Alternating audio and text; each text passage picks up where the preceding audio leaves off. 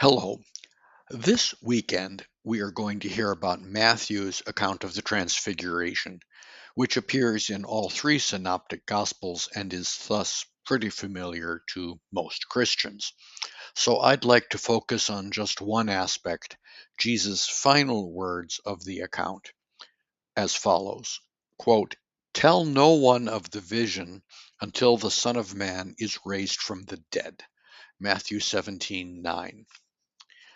Now, the Jerome Biblical Commentary interprets this remark as follows, quote, "The Son's glory is only intelligible in light of the cross," page 1207 of the third edition.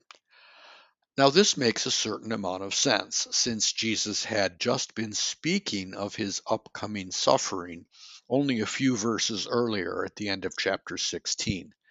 But I'm not wholly convinced. Jesus didn't say not to talk about the vision until after he had been crucified, but only after he had been raised. So, what is it about the transfiguration that could only become clear once Jesus had been raised from the dead? Apparently, merely rising from the dead could still be misunderstood unless it was taken together with the transfiguration. Recall that at the Transfiguration, Jesus' face shone like the sun, and his garments became white as light, and the Father declared, "This is my Son, with whom I am well pleased." Matthew 17:5. In short, it is at the Transfiguration that Jesus is definitively revealed as himself divine, the real, not figurative, Son of God. So, where does this leave us?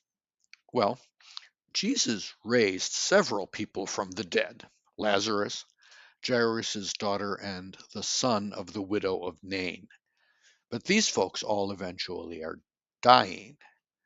Jesus, as we know, rises himself and shortly afterwards ascends into heaven. Luke's word 24:51. And we all assume this means he went back to heaven, to where he was before. But consider that without the transfiguration, the apostles might have been left in some doubt as to where he went because of some lingering doubts about who he was.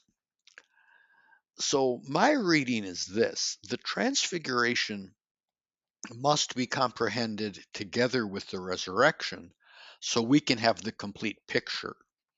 The true divine Son of God came among us as a human, suffered death, rose, and returned to his heavenly glory.